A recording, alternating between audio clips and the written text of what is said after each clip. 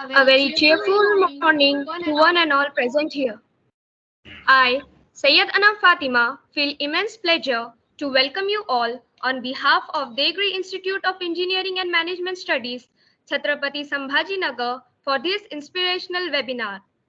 Degri Institute of Engineering and Management Studies is an AICTE approved institute affiliated to Dr. BAT University, Lonere, Maharashtra. The institute is also accredited with NAC A grade. DEAMS is known for imparting technical and professional skills among the students with an aim to create a better tomorrow for the society as well as nurturing and maintaining a quality environment for academic excellence and for bringing out social change. DEAMS inculcates holistic training in all students so that they develop the right attitude, knowledge, and skills which help them to serve the nation in better way. This webinar is an initiative by our DEAMS IETE Student Forum. IETE Student stands for Institution and Electronic and Telecommunication Engineering Student Forum and is India's leading recognized professional society devoted to the advancement of science and technology of electronic telecommunication and IT.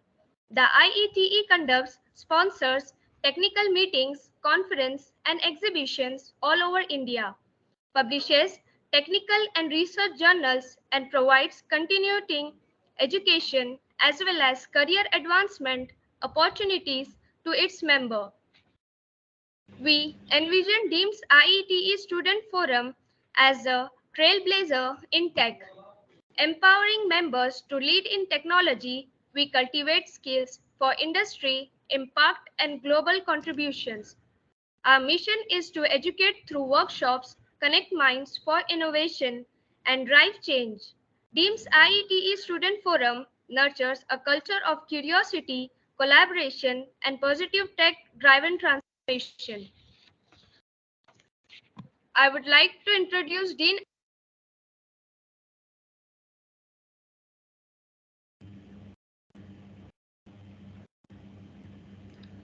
I think sorry to interrupt. You are muted. Your voice is not audible. Now it's audible, sir? Yeah, now okay. Okay. Prior to this, he was working as associated professor in the Department of Mechanical Engineering at COAP Technological University in Pune. He has 16 years of teaching experience and 10 years of research experience in the field of mechanical engineering, especially in thermal engineering.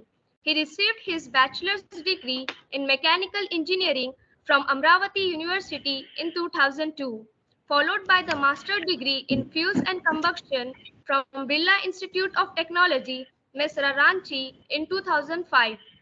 Dr. Lahane earned his PhD in thermal engineering from the Indian Institute of Technology, Delhi in 2012. He has several research publications to his credit. Now I would like to introduce our guest speaker, Honorable Sri Anit Singh Rajput Sir. He is a distinguished member of the Indian Engineering Services IES batch of 2022, serving as an IES officer in the Department of Telecommunication, Government of India, based in New Delhi.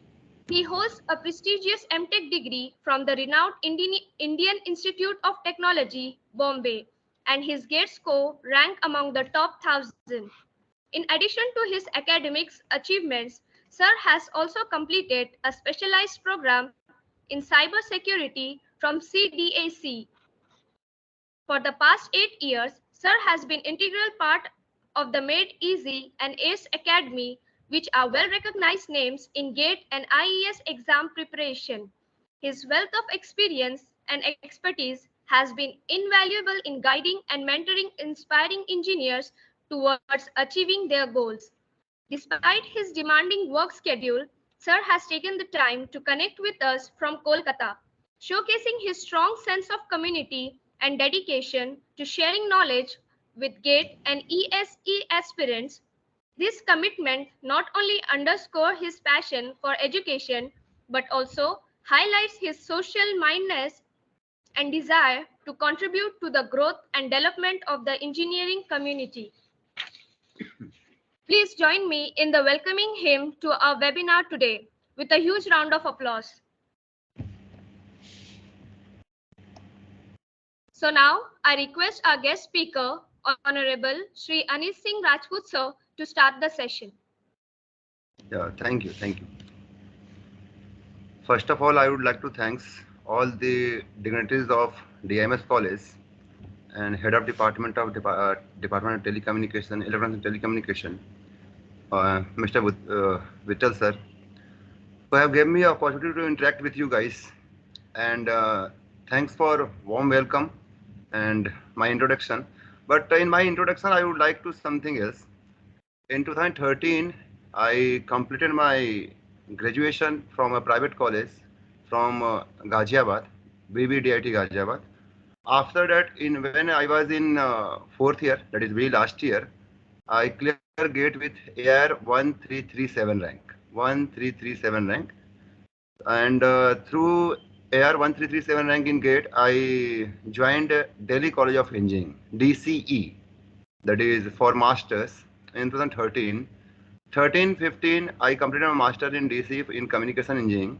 Okay, now it's Delhi Technical University, that is DTU, name changes. And in 2014, I joined teaching in various competitive coachings like Gate Forum, Vidyalankar, Mumbai, and started teaching. And 15, I completed my graduation, post graduation from DTU in communication. And again, I start working in with AS Academy Hyderabad in 15 after completion of my graduation. And after completing my MTech from Delhi College of Engineering. And then when I used to teach in coaching classes, students ask me, sir, from which IIT you are? Okay, so now these things, students motivates me, sir, from which IIT you are? So I said that I am not from IIT, I am from Delhi College of Engineering. And later I appeared for GATE also, and I cleared GATE 10 times. My first rank was 1337, that is a worst rank in GATE. And in 2016-17, students asked me in coaching classes, from which IIT you are, then that thing motivates me to go IIT. Now I try for IIT Bombay for PhD, because I was in Mumbai, and I think you guys are comfortable in English, Hindi, and Marathi also. So you can, if you have any doubt, then you can ask me any your doubt in English, Hindi, and as well as Marathi. I know Marathi also. Okay. So उसके बाद फिर मैंने PhD के लिए apply किया in IIT Bombay. So in PhD there are 300 students लोगों ने apply किया था in written test. आपका PhD में written होता था उस टाइम पे भी, अभी भी होता है. And I topped. मैंने कंट्रोल एंड कंप्यूटिंग में टॉप किया, बिकॉज मुझे अपना, मैं कंट्रोल सिस्टम एंड EDC पढ़ाता था, तो मुझे अपना डोमेन चेंज करना था कि मैं कंट्रोल में आना था मुझे फॉर PhD. तो रिटर्न में मैंने फर्स्ट रैंक लाया PhD में. उसके बाद जब मेरा इंटरव्यू हुआ, even out of 300 only 14 students are selected for interview for PhD. So out of 14, 9 students are my friends that time, and I was the topper of the written test. Then what happened after interview, I did not selected there, मेरा selection नहीं हुआ. सो फिर मेरे जो friends थे उन्होंने थोड़ा सा, एक होता ना फनी वे में मजाक करना कि देखो ये टॉप किया रिटर्न में, इनका सिलेक्शन नहीं हुआ. तो मुझे पता नहीं था कि मेरा इंटरव्यू सिलेक्शन क्यों नहीं हुआ, बिकॉज मेरा इंटरव्यू बहुत अच्छा गया था IIT बॉम्बे में. फिर मैंने उस टाइम गेट दिया. ओके, और मुझे लगा कुछ ना कुछ प्रॉब्लम है मेरे साथ में कि मेरा सिलेक्शन नहीं हुआ वहाँ पे, और गेट में मेरा रैंक आया 142 रैंक आई. ओके, सो मैंने उस टाइम पे क्या किया कि वापस से MTech डाल दिया IIT बॉम्बे में, एंड PhD ऑल्सो, दोनों अप्लाई किया. अगेन PhD में मेरा 4th रैंक आया रिटर्न में, और उसका फिर से PhD में नहीं हुआ. तब मैंने क्या किया कि सेम प्रोफेसर जिन्होंने मतलब इंटरव्यू में रिजेक्ट किया था, कंट्रोल एंड कंप्यूटिंग डिपार्टमेंट के प्रोफेसर थे, मैंने वही कोर्स लिया. और जब मेरा MTech कंप्लीट हुआ, ठीक है, तो मैंने सर से पूछा लास्ट डे कि सर मैं आपसे पहले मिल चुका हूँ और आपने मेरा इंटरव्यू लिया था, 2 बार आपने इंटरव्यू लिया था पीएचडी के लिए, और मुझे आज तक पता नहीं चला कि मेरा सिलेक्शन क्यों नहीं हुआ। तो सर ने बोला कि हाँ हाँ, मुझे आईटी के प्रोफेसर, उनका माइंड तो काफ़ी अच्छे होते हैं, तो सर ने बोला मुझे लग रहा था तुम्हारा फेस मैंने कहीं देखा है, ठीक है। और मुझे याद है कि तुमने उस टाइम बोला था कि part time you use to teach in coaching classes, तो हमें पीएचडी में ऐसे स्टूडेंट चाहिए जो फुल टाइम डेडिकेटेड हो, ठीक है, वो पार्ट टाइम पीएचडी करने ना आए। तो इसलिए तुम रिजेक्ट हुए थे, एंड जो तुम्हारा पास्ट डोमेन था वो कम्युनिकेशन में था, तो you should apply for PhD in communication field. So उसके बाद मैं सेटिस्फाइड हो गया कि हाँ, मेरा ये रीजन था कि मैं वहाँ से रिजेक्ट इसलिए हुआ था। फिर वहाँ से एमटेक करते करते मैंने वापस से यूपीएससी का प्रिपरेशन किया sir, same time, okay. And फिर अपना यूपीएससी के थ्रू डिपार्टमेंट टेलीकम्युनिकेशन हूँ, IAS officer as an ITS, Indian telecom service, okay. So nowadays guys you all are telecom engineers I think, okay. So telecommunication बहुत ही fast exponential growth कर रहा है, okay. And उसके बाद फिर यहाँ पे डिपार्टमेंट में आने के बाद ऐसा लगा कि कहाँ पे आ गए, लेकिन जब काम करना स्टार्ट किए तो लगा कि गवर्नमेंट सेक्टर में बहुत सारे काम है करने के लिए, ओके। तो through this webinar we will discuss about all these things, about GATE, ESC and how to crack GATE and ESC in the first attempt and second attempt, okay. उसके बाद उसी टाइम पे मैंने वापस से गेट दिया था, and through GATE I got AR 18 rank 18, okay. वापस से गेट दिया नेक्स्ट ईयर AR 45, वापस से गेट दिया नेक्स्ट ईयर AR 92। सो मेरी जर्नी स्टार्ट हुई थी 1337 से गेट में, और मेरी बेस्ट रैंक है आपका AR 18, ओके। एंड नाउ मैंने अपने आप को स्टॉप कर लिया है, क्योंकि गेट जो एग्ज़ाम है ये मुझे बहुत पसंद है, और जब भी एग्जाम गेट का फॉर्म आता है तो मैं अपने आप को कितना भी कंट्रोल करूँ, रोक नहीं पाता हूँ, मैं फॉर्म फिल कर देता हूँ मैं। This year also I fill GATE form, okay. But if अगर चांस हुआ तो गेट का एग्जाम दूंगा, अदरवाइज नहीं दूंगा। लेकिन let me share the PPT.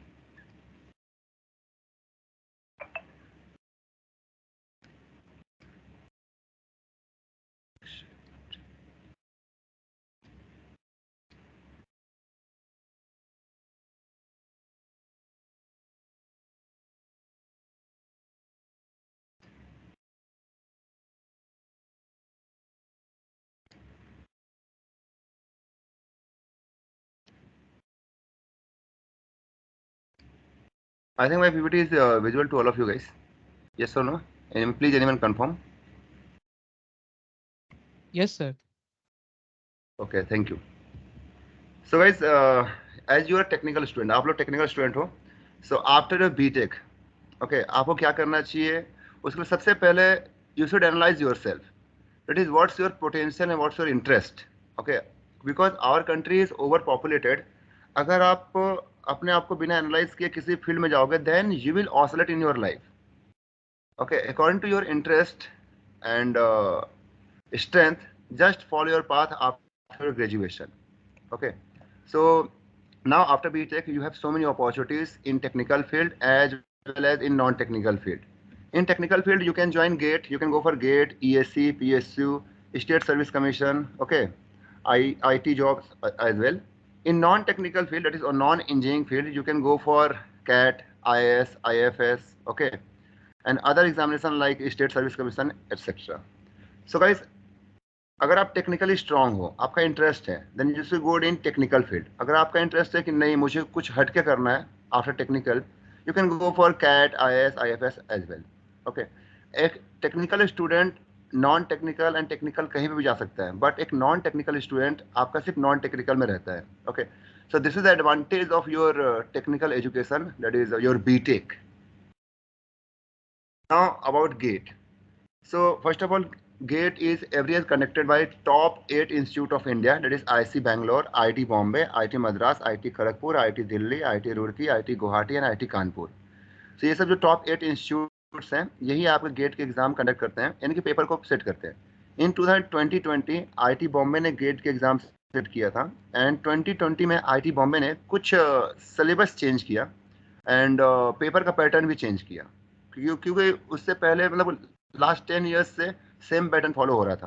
तो IIT बॉम्बे ने सिलेबस में मॉडिफाई किया और पेपर का पैटर्न भी चेंज किया। We will discuss in the further slides, okay. And I request you guys कि अगर आप इस वेबिनार में बैठे हो तो 1 आवर के लिए आप मोबाइल फ़ोन या इससे हट जाओ, फ़ोन को साइड कर देना एंड फोकस करो, आपके लिए बहुत बेनिफिशियल होगा। ठीक है, तो इस बार जो गेट का पेपर सेट कर रहा है 2020 में आईसी बैंगलोर कर रहा है। ओके, एवरी 8 ईयर्स में हर आईआईटी को चांस मिलता है कि वो पेपर सेट करे। तो आईआईटी बॉम्बे को 2020 में पेपर सेट करने का चांस मिला था। नाउ 8 ईयर्स बाद आईआईटी बॉम्बे को वापस से चांस मिलने वाला है। नाउ अपॉर्चुनिटी थ्रू गेट, अगर आपकी गेट में एक बार रैंक, मतलब कि मान लो टॉप 100, टॉप 50 या टॉप 200, और नाउ डेज अभी की बात करें हम, तो अगर आपकी रैंक 2000 के अंदर भी है ना, 2000 के अंदर भी, तो you have so many options through GATE. You can join any PSUs. You can go for MTech, MS. You can go for management course, and you can go for research. You can go for direct PhD, CSIR, BRC, DRDO, ISRO. अच्छा, मैं बताना भूल गया, मेरा selection ISRO में भी हुआ था, ONGC में, PSU में भी हुआ था। इसरो में मुझे URSC बैंगलोर मिला था। ओके, एंड इसरो का इंटरव्यू भी हम शेयर करेंगे कैसे होता है। तो अगर आपकी रैंक गेट में और टॉप 100 है, तो जितने भी आपके PSUs हैं, जैसे आपका BHEL हो गया, NTPC हो गया, गेल, सेल, ONGC, ओके, इन सब PSU आपको कॉल आ जाएगा। थ्रू गेट आपका शॉर्टलिस्ट किया जाएगा, उसके बाद आपका इंटरव्यू होगा। ओके, इंटरव्यू में आपने अच्छा किया तो आपका सिलेक्शन हो जाएगा। अगर आपका इंटरेस्ट है कि नहीं मुझे मास्टर्स करना है, ठीक है, अपने हायर एजुकेशन के लिए जाना है, तो through get same score card you can go for MTech and MS from any institute of India, IITs, NITs, जो स्टेट गवर्नमेंट है या फिर प्राइवेट कॉलेज है, कहीं से भी आप कर सकते हो।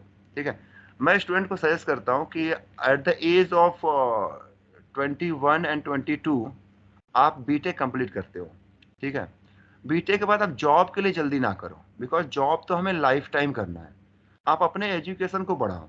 ठीक है, आप एटलीस्ट मास्टर करो, या तो MTech करो या तो MBA करो, मास्टर जरूर करो। ठीक है, आप अगर मान लो टॉप आई जैसे IIT में जाते हो, पढ़ते हो वहाँ पे MTech करने के लिए, तो जो 2 इयर्स में आपका नॉलेज इतना बूस्ट होगा एवरी फील्ड में, आपकी जो पर्सनालिटी है बहुत अच्छा ग्रो करेगी एवरी फील्ड में, आपको बहुत कुछ सीखने को मिलेगा। इवन आपका जो कॉन्फिडेंस लेवल इतना अच्छा हो जाएगा कि लाइफ में क्या करना है क्या नहीं करना है, इसका डिसीजन आप प्रॉपर ले पाओगे खुद से। तो आप जॉब के लिए जल्दी ना करो, जॉब तो आपको आफ्टर MTech भी हो जाएगा, आपको गेट करना चाहिए। गेट के बाद आप मास्टर्स करो, मास्टर्स करने के बाद आप सोचो कि मुझे प्राइवेट सेक्टर में जॉब करना है या फिर आपको गवर्नमेंट सेक्टर में आना है। अगर गवर्नमेंट सेक्टर में आना है तो ड्यूरिंग MTech ही आप UPSC के लिए प्रिपेयर करना स्टार्ट कर दो। अगर प्राइवेट में जाना है तो उसके लिए आप अपना पर्सनालिटी को बिल्ड करो, कोडिंग हो गया या फिर अपना नॉलेज को इम्प्रूव करो उस सेक्टर के लिए। अगर आपका इंटरेस्ट है मैनेजमेंट प्रोग्राम में, तो through get same score card you can join नीति मुंबई। IIT बॉम्बे के पास में ही कॉलेज है नीति मुंबई, वहाँ से आप PGDM कोर्स कर सकते हो। जो गेट में टॉप रैंकर होते हैं ना, मैं बताऊं मेरे फ्रेंड्स भी थे, जो इनकी टॉप 50 रैंक आती है वो IIT ना जाके मैक्सिमम आपके जाते हैं नीति मुंबई में, बिकॉज नीति मुंबई में वो 2 इयर्स का कोर्स करते हैं PGDM का थ्रू गेट, और वहाँ से प्लेसमेंट होता है। इवन जो टॉप IITs हैं एकदम उनके लेवल का होता है, उससे बेटर प्लेसमेंट भी हो जाता है। अगर आपका इंटरेस्ट है कि आप रिसर्च में जाओ, ठीक है, तो सेम गेट स्कोर कार्ड के बाद एक तो रिसर्च में आने का मेथड होता है कि आप डायरेक्ट PhD के लिए जाओ, ठीक है, थ्रू गेट, और दूसरा होता है MTech करो, MTech के बाद जाओ। ठीक है, तो आप BTech के बाद भी डायरेक्ट PhD अप्लाई कर सकते हो। गेट के स्कोर कार्ड पे आपको शॉर्टलिस्ट किया जाएगा, उसके बाद आपका इंटरव्यू होगा, इंटरव्यू में आपने अच्छा किया तो आप सिलेक्शन हो जाएगा। CSIR लैब भी बहुत अच्छे होते हैं, वहाँ पे बहुत अच्छा रिसर्च होता है। बार्क, DRDO, इसरो में भी जाकर आप काम कर सकते हो। तो ये जो एग्ज़ाम है ना, बहुत ही अच्छा एग्ज़ाम है। एक बार अगर आपकी जो भी आप जैसे आप इलेक्ट्रॉनिक्स एंड टेली कम्युनिकेशन से हो, तो सिलेबस हम डिस्कस करेंगे। तो अगर आप 10 to 12 सब्जेक्ट्स अच्छे से पढ़ लेते हो अपने इलेक्ट्रॉनिक्स एंड कम्युनिकेशन के, तो जितने भी एग्जाम्स हैं सब आपको क्लियर हो जाएगा, टेक्निकल एग्जाम। ओके, तो now you can see the list of PSUs for any branches, चाहे आप मैकेनिकल के हो, सिविल का हो, इलेक्ट्रिकल का हो, इलेक्ट्रॉनिक्स का हो, there are so many PSUs। छोटे बड़े बहुत सारे PSUs हैं। AI मतलब airport authority of India, BARC हो गया, BSNL हो गया, ठीक है, MTNL हो गया, बेल हो गया, भारत इलेक्ट्रॉनिक्स लिमिटेड। ये जो बेल है अपने गवर्नमेंट का जो मिनिस्ट्री ऑफ डिफेंस है ना, उनके लिए बहुत अच्छा काम करती है। ठीक है, बेल हो गया, आपका बहुत सारे PSUs हैं, DMRC हो गया, है ना। इन सब PSUs में आपका सिलेक्शन तब होगा जब आप गेट क्लियर करोगे, उसके बाद आपको शॉर्टलिस्ट किया जाएगा, आपका इंटरव्यू होगा, फिर आपका सिलेक्शन होगा। About the package of PSUs, तो PSUs का पैकेज वेरी करता है। कुछ PSUs का पैकेज 18 लाख पर एनम है, कुछ का 15 लाख है। तो 15 to 18 लाख है ना PSU का पैकेज वेरी करता है। मैं भी बताऊं, मैं अभी last year S academy Hyderabad गया था और वहाँ से वो मुझे कॉल आया था कि वहाँ पर रैंकर्स का फेलिसिटेशन है। तो वहाँ पर मुझे इलेक्ट्रिकल ब्रांच का, इलेक्ट्रॉनिक्स नहीं, इलेक्ट्रिकल ब्रांच का सेकंड रैंकर मिला। ठीक है, और उसने जस्ट बीटेक किया था लास्ट ईयर ही, और बीटेक अपेयरिंग में सेकंड रैंक आई थी उसकी। तो उसने मुझसे पूछा, बिकॉज मैं वहाँ पे आईआईटी बॉम्बे का टी शर्ट पहन रखा था, तो उसने बोला सर आप आईआईटी से हो? मैं बोला हाँ। तो उसने मुझसे पूछा कि मैं पीएसयू में जाऊँ कि एमटेक करने जाऊँ? तो मैं बोला तुम्हारी सेकेंड रैंक है, ठीक है, आप तुम्हारी एज तुम्हारा 21 एंड 22 के आसपास होगा, तो आपके पास अभी बहुत टाइम है। ठीक है, आप एमटेक करने जाओ। अब एमटेक के बाद क्या होगा कि आपके अपॉर्चुनिटीज और बढ़ जाएंगे, एंड पीएसयू में तो आप 2 साल बाद भी जा सकते हो। ठीक है, एमटेक मैं इसलिए बोल रहा हूँ मैं, क्योंकि मुझे देखो, मैं गवर्नमेंट सेक्टर में हूँ, मुझे एमटेक का फ़ायदा मिल रहा है। मेरे बैच में सिर्फ 2 लोग हैं जो एमटेक हैं, एक आईआईटी दिल्ली से है और एक आईआईटी बॉम्बे से है। मैं तो डबल एमटेक हूँ। तो इसका बेनिफिट आपको मिलता है लाइफ में कहीं ना कहीं। तो मैंने उसको बोला एमटेक करो, उसके बाद आप जॉब के बारे में सोचना। मान लो आप बीटेक के बाद पीएसयू ज्वाइन कर लिया या फिर किसी प्राइवेट सेक्टर में चले गए। ठीक है, प्राइवेट सेक्टर में 5 to 7 लाख 8 लाख का पैकेज आपको मिल गया। जॉब आजकल बहुत इजीली मिल जा रही है। ठीक है, तो आपको ऐसा लगता है कि पीएसयू में 10 ईयर्स के बाद या 5 ईयर्स के बाद जो मुझे जॉब मिल रहा है ना, जो मैं काम कर रहा हूँ, वो उससे मैं सेटिस्फाइड नहीं हूँ। आपके पास डिग्री क्या है? सिर्फ बीटेक है। तो आप 5 ईयर्स के बाद जब स्विच करने की कोशिश करोगे प्राइवेट सेक्टर में, ठीक है, तो काफ़ी मतलब प्रॉब्लम होगी, नहीं आना बहुत मुश्किल होगा वहाँ पे। लेकिन अगर आपके पास एमटेक है, आपने कुछ अच्छा काम कर रखा है, तो उस एमटेक की डिग्री पे आप गवर्नमेंट से प्राइवेट में आप इजीली स्विच कर सकते हो। ठीक है, तो इसलिए मैं स्टूडेंट्स को बोलता हूँ कि आप पहले मास्टर्स करो, उसके बाद ही जॉब के लिए जाओ। हाँ, उसके लिए आपको गेट तो क्लियर करना ही पड़ेगा। तो उस लड़के ने आईसी बैंगलोर ज्वाइन किया, और जब मैं बैंगलोर गया था आईसी बैंगलोर में अपने ऑफिशियल काम से, तो वहाँ वो मिला था, रैंडमली मिल गया। उसने आके पैर छुआ और बोला कि सर आपने बताया था इसलिए मैंने एमटेक ज्वाइन कर लिया। मैं बोला बहुत अच्छा डिसीजन है। नाउ आगे बढ़ते हैं हम लोग। मैंने बताया था नीटी मुंबई, तो थ्रू गेट अगर आप गेट क्वालिफाइड हो, ठीक है, तो नीटी मुंबई से आप पीजीडीएम कर सकते हो। नीटी मुंबई में आपका गेट स्कोर कार्ड पे आपका शॉर्टलिस्ट किया जाएगा, उसके बाद आपका जीडीआर इंटरव्यू होता है, उसके बाद आपके जो एकेडमिक जैसे क्वालिफिकेशन है कि 10th 12th या बीटेक में आपके परसेंटेज क्या है, परफॉर्मेंस क्या है, उसके बेस पे आपका सिलेक्शन होगा। ये पुराना डेटा है 1820 बैच का। जो एवरेज पैकेज था वो तुम्हारा मिनिमम 20.88 लाख का था, और मैक्सिमम आपका 58.24 लाख पर एनएम गया था। तो ये भी बहुत ही अच्छा कॉलेज है, through GATE you can join. Okay, बात करते हैं डायरेक्ट अपॉर्चुनिटीज। सो जैसे मैं आईआईटी बॉम्बे में था, तो मैंने ऑब्जर्व किया था, मैंने प्लेसमेंट के लिए अप्लाई नहीं किया था मैंने। तो वहाँ पे प्लेसमेंट एमटेक वालों का बहुत अच्छा है। अगर आप बीटेक के बाद, जैसे मान लो आप किसी एवरेज कॉलेज से हो, ठीक है, स्टेट गवर्नमेंट हो गया या फिर आपका स्टेट गवर्नमेंट तो फिर भी अच्छा है, किसी प्राइवेट कॉलेज से हो, तो आपका जो पैकेज होगा मैक्सिमम मान लो 8 to 10 लाख पर एनम मिल गया। ठीक है, 8 to 10 लाख को बीटेक की डिग्री पे अगर आपने 5 to 6 ईयर्स बहुत अच्छे से मेहनत किया, बहुत डेडिकेट होकर काम किया प्राइवेट सेक्टर में, तब आपका पैकेज जाएगा अराउंड 30 लाख। ठीक है, वो डिपेंड करता है आप कहाँ पे और क्या काम कर रहे हो, किस कंपनी में काम कर रहे हो। लेकिन आईटी बॉम्बे में जैसे आपका इंटेल हो गया, ठीक है, मैटलैब हो गया, गूगल हो गया, एनवीडिया हो गया, आपका टेक्सास इंस्ट्रूमेंट हो गया, ऐसे कंपनीज आती हैं और सबका प्लेसमेंट हो जाता है। कुछ बैंक ऑफ अमेरिका हो गया, वेस्टर्न डिजिटल हो गया, बहुत सारी कंपनीज आती हैं। ठीक है, तो मेरे बैच का, मेरे एमटेक वालों का कंट्रोल कंप्यूटिंग का मिनिमम पैकेज था 20 लाख। ठीक है, और मैक्सिमम था 88 लाख। आप बोलोगे कि सर कंट्रोल एंड कंप्यूटिंग में 88 लाख पैकेज कैसे गया? तो देखो, एक बार आप आईआईटी में चले गए, तो वहाँ पे डिपार्टमेंट ऑफ इलेक्ट्रिकल इंजीनियरिंग होता है। डिपार्टमेंट ऑफ इलेक्ट्रिकल इंजीनियरिंग के, इलेक्ट्रॉनिक्स इंजीनियरिंग नहीं होता है, डिपार्टमेंट ऑफ इलेक्ट्रिकल इंजीनियरिंग के अंडर में बहुत सारे स्पेशलाइजेशन होते हैं। जैसे आपका कंट्रोल एंड कंप्यूटिंग हो गया, एनालॉग इंटीग्रेटेड सर्किट हो गया एआईसी, वीएलएसआई डिजाइन हो गया, ठीक है, सॉलिड स्टेट डिवाइसेस हो गए, कंट्रोल कंप्यूटिंग हो गया, ऐसे बहुत सारे स्पेशलाइजेशन होते हैं डिपार्टमेंट ऑफ इलेक्ट्रिकल इंजीनियरिंग के अंडर में। अब मान लो मैं था कंट्रोल एंड कंप्यूटिंग में, तो मेरा जो दोस्त है राहुल कश्यप फ्रॉम मुंबई, वो मुंबई से है, उसने क्या किया कि कंट्रोल कंप्यूटिंग, और पता मैं बताऊं, मैं अपने ब्रांच का ओपनर था। ओपनर मतलब कि फर्स्ट रैंकर मेरी ही थी उसमें, अपने ब्रांच में, में। और जो राहुल था वो लास्ट था, उसके 4K के आसपास रैंक थी, 4K के आसपास, और उसके पास SC कैटेगरी का था, तो उसको आईटी बॉम्बे मिल गया था 4K रैंक पे गेट में। तो उसने क्या चालाकी किया, एक बार देखो वहाँ पे आईटी में जाने के बाद जो रैंक होता है वो कोई मैटर नहीं करता, सब इक्वल लेवल पे आ जाते हैं। तो राहुल ने क्या किया कि कंट्रोल कंप्यूटिंग में जब वो सेमेस्टर 2 में था, सेमेस्टर 3 में था, तो उसने वीएलएसआई कुछ कोर्स कर लिए। कोर्स मतलब कि आप कंट्रोल कंप्यूटिंग में हो तो एक होता है डिपार्टमेंट इलेक्टिव होता है, दूसरा होता है तुम्हारा इंस्टीट्यूट इलेक्टिव होता है। तो उसने वीएलएसआई का कोर्स कर लिया, उससे क्या हुआ कि उसकी जो प्रोफाइल है वीएलएसआई में बन गई। ठीक है, उसके बाद उसका वहाँ पे थोड़ा नसीब भी साथ दिया। आईटीज में जो प्लेसमेंट स्टार्ट होता है दिसंबर में होता है। ठीक है, दिसंबर 1 से और 15 टू 16 दिसंबर में आपका प्लेसमेंट होता है, सारी कंपनीज आती हैं। तो राहुल का फर्स्ट डे सिलेक्शन नहीं हुआ, सेकेंड डे नहीं हुआ, थर्ड डे नहीं हुआ, उसका सिलेक्शन हुआ था 12th डे।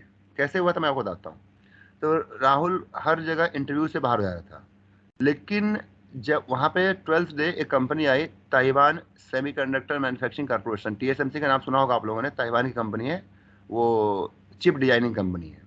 तो उस टाइम पे क्या हुआ कि जो मैक्सिमम क्रीमी लेयर थे वो फर्स्ट डे सेकंड डे किसी कंपनी में उनका प्लेसमेंट हो चुका था स्टार्टिंग में ही।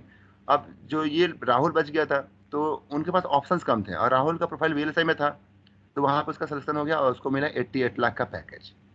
तो अभी वो ताइवान में है, जॉब कर रहा है। तो वहाँ पे भी जाके आपको मेहनत करनी होगी। आईटी में अब आपने गेट क्रैक कर लिया, उस जा रहे हो तो भी आपको अपनी पर्सनालिटी को खुद से इम्प्रूव करना है। तो राहुल ने ये पास सेलेक्ट किया और मैंने क्या किया, मैंने गवर्नमेंट सेक्टर में चला आया मैं। ठीक है, डिपेंड करता है आपके इंटरेस्ट पे। तो प्लेसमेंट बहुत अच्छा होगा। अब सोचो, अगर तुम बीटेक पे 5 to 6 लाख पे ज्वाइन करते हो या 8 लाख पे ज्वाइन करते हो, 8 to 10 लाख पे, तो 5 to 6 ईयर्स आपको लग जाता है 30 लाख करने में। ये भी मैं रेयर बोल रहा हूँ, बहुत कम लोगों को होता है। ठीक है, लेकिन अगर आप वही 2 ईयर्स एमटेक कर लेते हो किसी अच्छी जगह से, अच्छे से वहाँ पे 2 साल पढ़ लेते हो, तो मिनिमम तो 20 लाख से स्टार्टिंग हो ही जाएगी। एक बार लाइफ की स्टार्टिंग अच्छी होती है ना, तो आप लाइफ में बहुत ही फास्ट ग्रो करते हो। और दूसरी बात, एक टैग लग जाता है कि आप इस आईआईटी से हो, है ना, आपने यहाँ से एमटेक किया हुआ है। ठीक है, तो इसलिए मैं बोलता हूँ कि आप लोग स्टूडेंट्स को कि आप मास्टर जरूर करो। अब बात करते हैं रिसर्च की, तो ये आपका एक अलग डोमेन है। ठीक है, जिसके पास पेशेंस होगा लाइफ में, जैसे कि आप 2 साल 5 साल 10 साल रिसर्च कर सकते हो, तो आप इस फील्ड में जाओ, ये भी बहुत ही अच्छा फील्ड है। तो गेट के थ्रू आप CSI ज्वाइन कर सकते हो, CSIR। इसमें आप एज ए JRF ज्वाइन करोगे तो आपको मिलेगा 25,000 पर मंथ स्टाइपेंड मिलता है। अगर आप एमटेक प्लस PhD ज्वाइन करते हो, ठीक है, मैं बोला था ना आप डुअल डिग्री कोर्स भी कर सकते हो, then you will get 28,000 per month stipend. Okay, अगर आप DRDO में अगर JRF ज्वाइन करोगे तो आपको 25,000 प्लस HRA मिलता है। ओके, नाउ बार की बात करते हैं। देखो BARC का अलग से गेट के थ्रू भी होता है और बार का हर साल मार्च अप्रैल में अलग से एग्जाम भी होता है। ठीक है, काफी अच्छा है बार DRDO इसरो। तो अगर आप अलग से एग्जाम दोगे तो उसके में जो सिलेबस है वो पूरा गेट का ही सिलेबस होता है। ठीक है, आपने रिटन टेस्ट क्लियर किया, आपका इंटरव्यू होगा। मेन जो सिलेक्शन होता है इसरो, बार एंड DRDO, ये जो 3 इंस्टीट्यूट्स है अपने देश की सेंट्रल गवर्नमेंट के प्राइम इंस्टीट्यूट्स हैं, जो डिफेंस में काम करते हैं, ये स्पेस में काम करते हैं। तो इन तीनों का क्या होता है कि मेन जो सिलेक्शन होता है इंटरव्यू पे होता है। रिटन सिर्फ शॉर्टलिस्ट करने के लिए होता है, रिटन के मार्क्स इंटरव्यू में काउंट नहीं होते हैं। तो इंटरव्यू आपका 100 मार्क्स का होता है और मैं बताऊँ 100 में अगर आपको 80 प्लस मार्क्स मिल जाएगा तब जाके आपका सिलेक्शन होगा इंटरव्यू में। तो मैं अपनी शेयर करता हूँ इंटरव्यू, जैसे कि इसरो का इंटरव्यू मेरा न्यू दिल्ली में था, तो उसमें आपके 9 लोग थे, एक इस चेयरमैन थे, बाकी ऐसे आपके 9 लोग यहाँ पे बैठे हुए थे, 8 लोग ऐसे बैठे हुए थे। ठीक है, इस तरह से यहाँ पे टेबल था, मैं गेट से एंट्री किया और यहाँ पे बगल में आपका साइड में एक वाइट बोर्ड रखा हुआ था। जाते ही सबको मैंने विश किया, इंटरव्यू जितने लोग बैठे थे। उसके बाद उन्होंने पूछा कि अपने 5 फेवरेट सब्जेक्ट बताओ जो आपका अच्छा है। तो मैंने बताया control, signals, analogue, communication, EDC, जो भी माइंड में बोल दिया। ठीक है, उसके बाद जो चेयरमैन सर थे उनके पास मेरा पूरा प्रोफाइल था, PDF था उनके पास। उन्होंने मेरे प्रोफाइल वो रीड कर रहे थे, उन्होंने पूछा कि यू आर फ्रॉम, ऐसा इंट्रक्शन हुआ। उसके बाद जो 5 सब्जेक्ट बताए थे, एक एक करके एक एक मेंबर ने क्वेश्चन पूछना स्टार्ट किया। ठीक है, वो जो क्वेश्चन पूछते हैं वो बोलते हैं कि बोर्ड पे एक्सप्लेन करो। ठीक है, जैसे मुझसे आप लोगों ने एनालॉग पढ़ा होगा, तो एनालॉग में पूछा था कि आप स्क्वायर वेव को कैसे जनरेट कर सकते हो, तो बोला सर मल्टी वाइब्रेटर से। ठीक है, अब इस स्क्वायर वेव को ट्रायंगुलर वेव में कन्वर्ट करना है। ये एनालॉग के क्वेश्चंस थे, उनका सर्किट डायग्राम ड्रॉ कराया। फिर कंट्रोल क्वेश्चंस आए बोर्डे प्लॉट से। ठीक है, फिर डिजिटल क्वेश्चंस पूछा गया, फ्लिप फ्लॉप क्या होता है, उसके स्पेसिफिकेशंस क्या होते हैं। ठीक है, फिर आपका EDC क्वेश्चंस आए। ठीक है, तो ऐसे क्वेश्चन पूछे गए और मैं अराउंड 80% क्वेश्चंस का मैंने सही सही आंसर किया था। कुछ क्वेश्चन मुझे नहीं आते थे, तो मैंने उनको बोला sir I don't have any idea, please proceed for next question. आप कभी भी इंटरव्यू में उनका अगर आपको नहीं पता है तो सीधे बोल दो पोलाइटली कि मुझे नहीं पता है, उनका टाइम वेस्ट मत करो कुछ भी आंसर करके। तो उसके बाद फिर मैं अंदर से काफ़ी खुश हो रहा था कि मेरा सिलेक्शन हो जाएगा पक्का। फिर लास्ट में क्या हुआ कि जो इसरो के सर थे उन्होंने देखा कि मैं आईआईटी बॉम्बे से हूँ और मेरा डबल मास्टर है। तो सर ने मुझसे पूछा कि आपने आईआईटी बॉम्बे में क्या किया। तो देखो इसरो बाग डीआरडीओ वाले ना हमेशा चाहते हैं कि कोई आईआईटीएन उनके पास आके पढ़े, ठीक है। तो चेयरमैन सर ने पूछा कि आप आईआईटी बॉम्बे में कौन सा प्रोजेक्ट किया। मैंने बताया कि ये प्रोजेक्ट्स है, ये मेरे पब्लिकेशंस है, ऐसा वैसा बताया उनको मैंने। वो काफ़ी खुश हो गए। और मैंने लकली आईआईटी बॉम्बे में इसरो के लिए काम भी किया था। इसरो का एक प्रोजेक्ट था मेरे गाइड के अंदर में, ट्रांसफार्मर पे काम किया था मैंने, तो वो भी मैंने वहाँ पे बताया। तो वो सर काफ़ी हैप्पी हो गए और मैं समझ गया कि मेरा सिलेक्शन हो जाएगा, समझ रहे हो। तो वहाँ पे कहीं ना कहीं आईआईटी बॉम्बे का जो टैग है इसने भी सिलेक्शन में मेरा रोल किया और मेरा जो नॉलेज था उसने भी रोल किया। तो नॉलेज के साथ साथ अगर आपकी प्रोफाइल भी अच्छी है तो लाइफ में आप थोड़ा सा फास्ट ग्रो कर सकते हो। तो ये होता है इसरो बार्क डीआरडीओ का सेम पैटर्न होता है सिलेक्शन का। अब आपका इंटरव्यू में आप सेलेक्ट हो गए, उसके बाद आपका मेडिकल होगा। बिना मेडिकल टेस्ट के आप कोई भी जॉब ज्वाइन नहीं कर सकते हो, चाहे गवर्नमेंट सेक्टर हो चाहे प्राइवेट सेक्टर हो। तो खासकर गवर्नमेंट में थोड़ा अच्छा मेडिकल होता है। तो मेडिकल में अगर आप फिट हो, ठीक है, तो आपका सिलेक्शन होगा, आपकी पोस्टिंग हो जाएगी। 2 इयर्स बार के मतलब 2 साल का ट्रेनिंग होता है। इसरो में आपका कुछ 3-4 महीने का ट्रेनिंग करके वो लोग आपको पोस्टिंग दे देते हैं।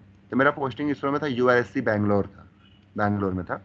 तो हाँ, एजुकेशन के साथ साथ अपने नॉलेज के साथ साथ एक और मेन पैरामीटर है लाइफ का कि आपको अपनी हेल्थ को भी मेंटेन रखना है। अगर आप हेल्दी हो तभी आप जिस पोस्ट पे जाओगे उस पोस्ट को लॉन्ग टाइम तक इंजॉय कर सकते हो। पता लगे आपने मेहनत करके यूपीएससी क्रैक कर दिया और आप कोई बॉडी में प्रॉब्लम आ गई स्ट्रेस लेके या फिर कुछ ओवर थिंकिंग करके, है ना। तो इन सब चीज़ों से आपको दूर रहना है। जितनी भी नेगेटिव चीज़ें हैं लाइफ में, ठीक है, जो आपको हार्म करे उससे आप दूर हो जाओ। जैसे अभी आप मुझे स्टूडेंट से इंटरेक्ट करने में अच्छा लगता है, ठीक है, तो सर ने कांटेक्ट किया, सर ने बताया, मैंने एक बार में सर को बोला ठीक है सर करेंगे सर, बात करेंगे बच्चों से। ओके। तो इससे मुझे खुशी मिलती है, इसलिए मैं आपसे आपसे बातें कर रहा हूँ मैं। तो जो आपको अच्छा लगे, जिससे आपके अंदर पॉजिटिविटी आए, वो काम करो लाइफ में। बैड हैबिट से दूर रहो, बैड लोगों से भी दूर रहो। हेल्थ को प्रायोरिटी दो। हेल्थ रहेगी तो आप लाइफ में कोई भी एग्जाम, कोई भी जॉब, कुछ भी कर सकते हो आप। फाइन। तो इसरो पार्क डीआरडीओ भी एक आपका अलग अपॉर्चुनिटीज है, ठीक है। Institute of PSU and MTech through GATE you can join. उसके बाद एक बहुत अच्छी चीज क्या है, अभी अपने गवर्नमेंट लाया हुआ है बहुत सालों से, कि PM, prime minister research fellowship, PMRF बोलते हैं इसमें। तो अगर आप बीटेक हो, मेरे एक स्टूडेंट है आईटी चेन्नई में जो पीएमआरएफ स्टूडेंट है, तो बीटेक वाले भी पीएमआरएफ के लिए अप्लाई कर सकते हैं और एमटेक वाले भी अप्लाई कर सकते हैं। लेकिन यहाँ पे कंडीशन क्या है कि अगर आप बीटेक हो तो आप एक टॉप कॉलेज से होना चाहिए आपका बीटेक, और एमटेक जो जैसे आईआईटी एनआईटीज है ना, इनसे आपका होना चाहिए। उसके बाद आपको जो सीजीपीए होना चाहिए बीटेक में, ठीक है, वो अच्छा होना चाहिए। तो अगर आप गेट स्कोर मतलब नॉट क्वालिफाइड भी हो तो आप पीएमआरएफ में जा सकते हो पीएचडी करने के लिए। तो मुंबई का एक स्टूडेंट है, उद्धव ठाकरे नाम है, उद्धव ठाकरे नाम है बाय डिफॉल्ट, ठीक है। तो उद्धव मुझे आईआईटी चेन्नई मिला था, वो बीटेक था, उसके गेट में कुछ रैंक आई थी 1800 के आसपास। उसने आईआईटी चेन्नई ज्वाइन किया था एज ए जेआरएफ, ठीक है। उसके बाद उसके जो वहाँ पे अच्छा काम किया उसने आईआईटी चेन्नई में, और उसके जो गाइड थे उन्होंने उसको पीएमआरएफ दे दिया वहाँ पे। अगर आप पीएमआरएफ के थ्रू पीएचडी करने जाते हो तो आपको फर्स्ट ईयर में मिलता है 70,000 per month stipend, second year में सेम, थर्ड ईयर में 75, 80, 5 साल में ये आपको पर मंथ स्टाइफन मिलेगी, सैलरी मिलेगी। और काम भी अच्छा होता है वहाँ पे। एंड इसके अलावा every year you will get 2 lakh rupees, है ना, पर एनम। जैसे आपको रिसर्च में कुछ काम करना है, कुछ डिवाइस खरीदनी है, लैपटॉप लेना है ना, तो उसके लिए आपको 2 लाख रुपए एक्स्ट्रा मिलता है हर साल, यानी कि 10 लाख रुपए एक्स्ट्रा मिलता है। तो मेरे जानने में मेरी एक फ्रेंड है आईटी बॉम्बे से पीएमआरएफ कर रही है लड़की, और दूसरा मेरा एक स्टूडेंट है जो आईटी चेन्नई से कर रहा है। तो ये भी बहुत अच्छा है। अगर आप गेट क्लियर नहीं कर पाते हो, अगर आप आईटी से हो, बीटेक और एमटेक, ठीक है, तब जाके आप इसमें एलिजिबल हो पाओगे। तो आईटी का यहाँ पे भी एक रोल है ना। आप किसी भी एग्जाम को क्लियर करने के लिए क्या आपकी स्ट्रैटेजी होनी चाहिए। जैसे मैंने बताया कि मुझे रैंक लाने में, 18 रैंक लाने में मतलब कि 5 to 6 ईयर लग गए, ठीक है। पहला रैंक मेरा 1337 था। तो कहीं ना कहीं मेरे में कमी थी, उसको मैंने टाइम के साथ अपडेट किया, इम्प्रूव किया अपने आप को। और एक बार सब कुछ सही हो गया तो रैंक आ गई। तो सबसे पहले कि आपको पता होना चाहिए कि कॉलेज के एग्जाम और जो भी आपके कॉम्पिटेटिव एग्जाम्स हैं उनमें क्या डिफरेंस है। आपने कॉलेज में भी हो, आप लोग आप एग्जाम देते हो सेमेस्टर एग्जाम, तो कॉलेज का एग्जाम आपका मतलब कि मोस्टली सब्जेक्टिव होता है, ठीक है। और आपने कॉलेज के एग्जाम सेमेस्टर एग्जाम में कुछ मान लो एक 10 मार्क्स का क्वेश्चन है, आपने उसमें कुछ सारे स्टेप्स आपके सही हैं, आपने लास्ट में आंसर गलत आ गया सिली मिस्टेक्स की वजह से, तो वहाँ पे स्टेप मार्किंग होती है, आपको मार्क्स मिल जाते हैं। लेकिन गेट में क्या होता है कि जितने भी कॉम्पिटेटिव एग्जाम्स है, अगर आपने सही किया फुल मार्क्स, गलत किया तो नेगेटिव मार्किंग भी होती है, ठीक है। तो आपके माइंड को थोड़ा सा लॉजिकल करना होगा, ठीक है। चीज़ों को रट के याद करके बाय हार्ट करके आप गेट और ईएससी ऐसे एग्जाम को क्लियर नहीं कर सकते, आपको लॉजिकल होना पड़ेगा, ठीक है। उसके बाद जो भी ये सब चीज ठीक है, ये सब चीज़ें तो फिलोसफी वाली चीज़ है, इसको स्किप कर सकते हैं हम लोग, ठीक है। तो कॉलेज के एग्जाम और जितने भी एग्जाम्स हैं यही डिफरेंस है कि यहाँ पे अगर रट के गए, नेक्स्ट डे पेपर में आपने वॉमिट कर दिया, लिख के चले आए, तो आपको मार्क्स मिल जाते हैं। लेकिन एग्जाम जितने भी GATE, ESC, ISRO, BARC, DRDO है, उनमें अगर आप रट के जाओगे तो वहाँ पे आप एग्जाम क्लियर भी नहीं कर पाओगे, क्वालिफाई भी नहीं हो पाएगा। वहाँ पे आपको लॉजिकल होना पड़ेगा, जितने भी आपके सब्जेक्ट्स हैं उनके कॉन्सेप्ट बहुत अच्छे से आपको क्लियर होना चाहिए, ठीक है। तो बहुत सारे बच्चे होते हैं बीटेक में गेट देते हैं, गेट क्लियर नहीं हुआ तो बाद में बोलते हैं बहुत टफ एग्जाम है, अपना रास्ता चेंज कर देते हैं। तो लाइफ में कुछ भी डिफिकल्ट नहीं होता है। हाँ, गेट एक डिफरेंट एग्जाम है, it's not a difficult exam, okay. So आपको प्रॉपर स्ट्रैटेजी फॉलो करोगे तो आप उसको 6 महीने में बहुत अच्छी रैंक ला सकते हो। मैं जब बीटेक फोर्थ ईयर में था तो मुझे गेट के बारे में कुछ भी नहीं पता था, तो हमारे एक सर थे प्रशांत शर्मा सर, मैं उनको थैंक्स बोलूंगा और हर वेबिनार सेमिनार में उनका नाम जरूर लेता हूँ मैं, ठीक है। उन्होंने बोला कि बेटा मेरे लिए गेट का उस टाइम पे मतलब कि गेट का जो होता था ना फॉर्म, वो ऑफलाइन एग्जाम होता था 2013 तक, 14 से ऑनलाइन होना स्टार्ट हो गया। मैं गेट का फॉर्म भरना है, ठीक है, एक फॉर्म ला देना मेरे लिए। तो फिर मैंने सोचा गेट क्या होता है, तब उन्होंने बताया कि तुम लोग भी दे सकते हो, ठीक है। तो उनके गाइडेंस में, जो कॉलेज के हमारे सर थे बीटेक के, उनके गाइडेंस में मैंने गेट के लिए प्रिपेयर किया। और मैं बताऊँ हार्डली 6 महीने, मैक्सिमम 6 महीने था, उसमें कॉलेज का प्रोजेक्ट भी था लास्ट ईयर का, और कॉलेज के एग्जाम्स भी थे, सेशनल यूनिट टेस्ट भी था, बहुत सारी चीज़ें थी। लेकिन मैं काफ़ी खुश हुआ कि पहली अटेम्प्ट में इतनी रैंक आ गई, वो भी 6 महीने पढ़ के। तो कहना कि इनफ होता है, लेकिन आपको इसके लिए डेडिकेशन दिखाना पड़ेगा, एक्स्ट्रा वर्क करनी पड़ेगी।